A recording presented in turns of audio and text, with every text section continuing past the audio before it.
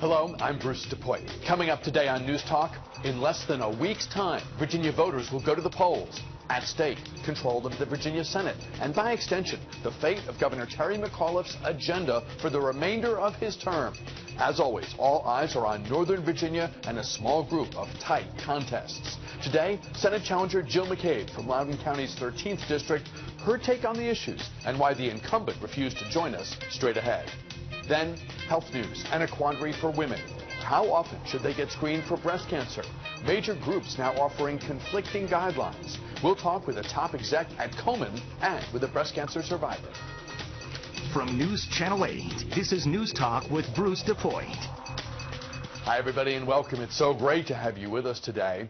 A quick program note as we begin. We had hoped and were scheduled to speak today with Northern Virginia Congressman Rob Whitman as part of our Connect to Congress series. But as you no doubt know, the legislative calendar was upended when outgoing Speaker John Boehner reached a budget and a debt cap deal with the White House. We'll reschedule our Q&A with Congressman Whitman as soon as we're able to do so.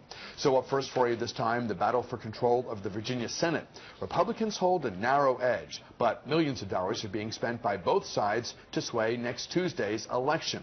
Today, we look at the race for the seat currently held by Republican Dick Black, the 13th District of Loudoun County. Democrat Jill McCabe hopes to unseat Senator Black and joins us now. I've spoken with Senator Black a couple times over the last few weeks, but we were not able to convince him to join in the fun. Good to have you with us. Thanks very much for your time. Thank you so much for inviting me. I don't want to beat up on Senator Black too much. He has appeared with us Of course. At times over the last few years. He's been here with a woman, and I know you hope will be your colleague down the road, Barbara Favola of Arlington, talking about whatever is happening in Richmond. But I couldn't get him to come here today for what I hoped would be a really lively and substantive face-to-face encounter about what he brings, what you bring, and about what's at stake in this election. What do you make of his unwillingness to be here? Has that been a pattern in the contest? Well, Senator Black and I have appeared at the same place before. We were both at the Loudoun County Chamber panel. So I would not say that that has been a pattern. I would say that I am available all the time. I'm a doctor. I actually sleep with a cell phone by my bed, and being available is something that's very important to me. Talk about what brought you to this race. Why are you running for the Virginia Senate? Well, I am a pediatric emergency physician, and I'm also a medical director of a few programs at Inova Loudoun Hospital. I'm also a mom raising 2 children in Loudoun County. I never thought I would run for state senate or have a political career. But about 18 months ago, I woke up to what was happening in Virginia state politics, and what woke me up was the decision not to expand Medicaid. I'm faced with patients who are negatively affected by that decision every day. And when I found out that it was also an economic mistake for our state because it was paid for and it's costing not only jobs but lives, I couldn't understand it. And so I became more engaged. I still never thought I would run for state senate. But trying to be a good mom, I was reading about our elected officials with my 13-year-old son, and we came across Senator Black.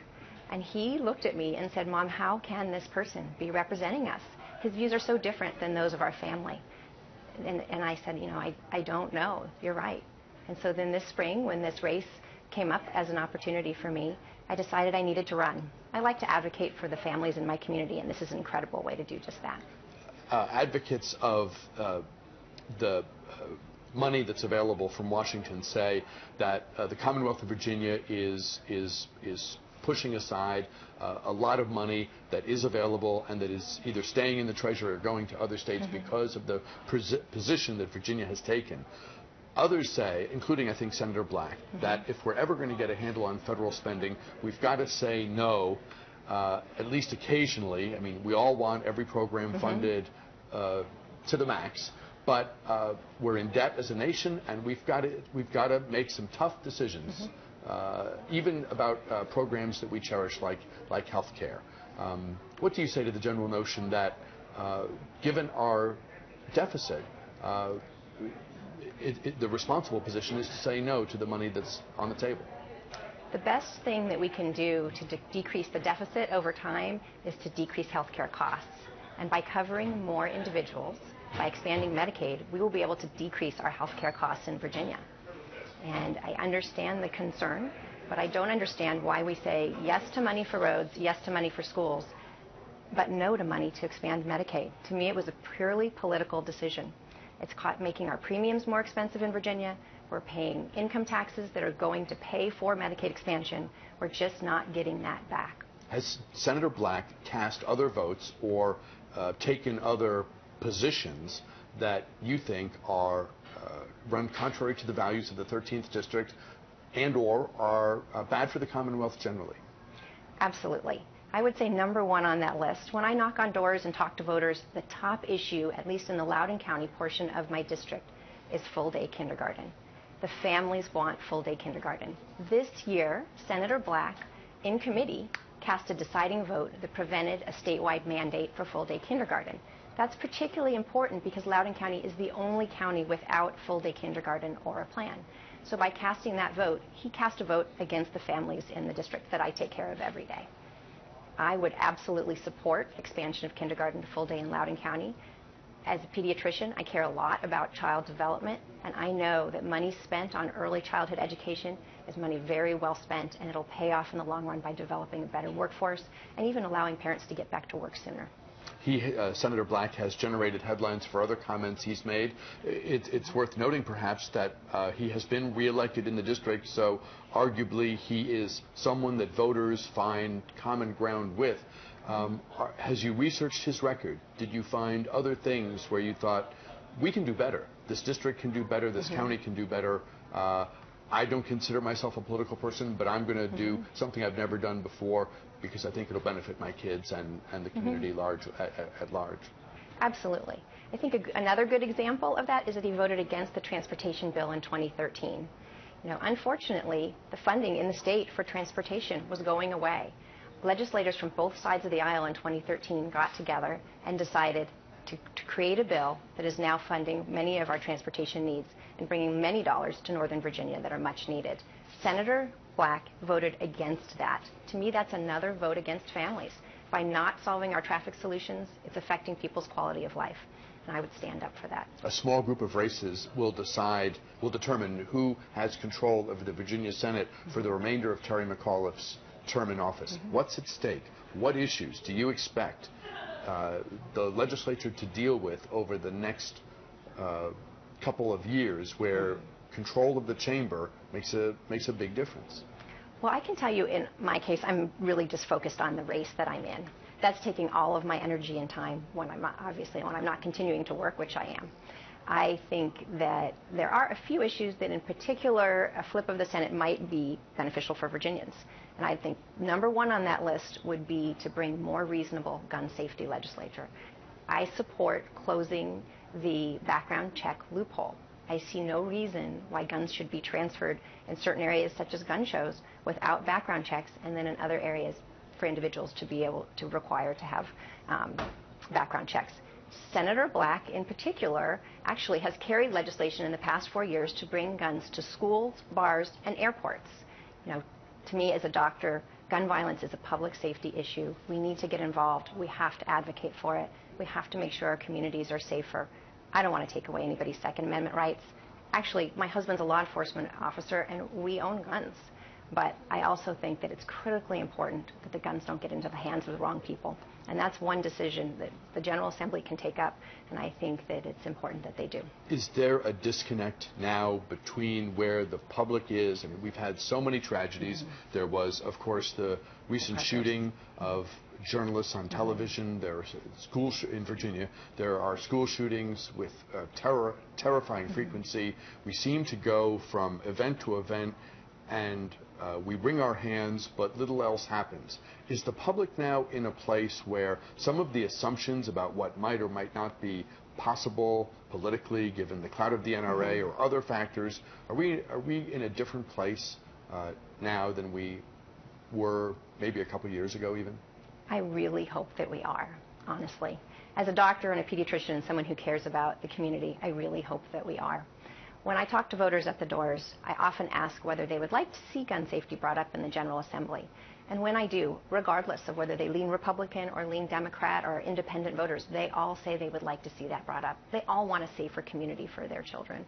And so I truly hope that we are getting to a point where it's going to start to get to legislators and they're going to be able to make accountable and responsible decisions on this issue. Senator Black, unfortunately, believes the world is a safer place if there are more guns. Like I said before, I'm married to a law enforcement officer. I worry about a world where there are more guns. I think it makes even the people who are trying to protect us and keep us safe, it puts them at risk as well. What do you think of the job that Terry McAuliffe has done as governor? What do you think of the agenda he's put forward? Are there things where a Democratic Senate and this governor, granted the House is firmly in Republican hands, no one talks about, or I don't think thinks about, the House flipping, at least in the near-term future, but when you think about what Terry McAuliffe has done as governor, what thoughts do you have? Well, I have a lot of respect for Governor McAuliffe, and many things that he's done I think have been very positive for Virginia, but I don't agree with him on everything. I can tell you with his recent plan and his proposal for tolls inside the Beltway on Route 66, I flatly disagree with him on that, and I actually told him that last week. You know, to me, that puts a huge burden on the residents in the counties that I represent, both Prince William and Loudoun. You know, the possibility of paying $35 a day to commute to work, it's unsustainable, and people can't afford it. What has campaigning been like? It's been fun. I've learned an incredible amount, so much about the issues that are important to this community. I had a pretty clear understanding about issues like education and healthcare, but I've learned so much more. It's made me invigorated to become more involved in many things, and I've been excited to be a part of it. It's actually been an honor to run for office. Talking to people, learning about their concerns is fantastic. I've had a great amount of support from all across the state. It's been terrific. Are there issues as you talk to people at the supermarket or on the doorstep that come up with perhaps surprising frequency? Are there things that folks have brought up, if they've been willing to engage you in conversation, that have surprised you in one way or another? Give us a flavor for what that hand-to-hand, retail interaction with voters has been like for someone who has not done this before. You know, I am trying to, it's not surprising. It's just basic, really. When you talk to people, education and transportation, it's education and transportation over and over and over. I mean, those are two things that affect people's quality of life. Living and raising children in a safe community, and they're all kind of very standard things that we all agree upon. And I haven't really had any surprises. Were your friends surprised that you decided to do this? They were surprised, but they've also been very supportive. Jill McCabe is a Democrat. She's running for the state Senate in District 13, Loudoun County. As we mentioned at the outset, we reached out to Senator Black a couple times prior to today, but were not able to set up a face-to-face encounter. We'll hopefully talk with the victor after the voters speak. Jill McCabe, thanks very much for your time. Good to have you here. Oh, thank you so much, and thank you for giving me this opportunity. I hope the voters will trust me like my patients do every day and vote for me on November 3rd. Always good to be able to talk with the candidates for office. Thank you again for your time. We'll take a break. Come back with more right after this.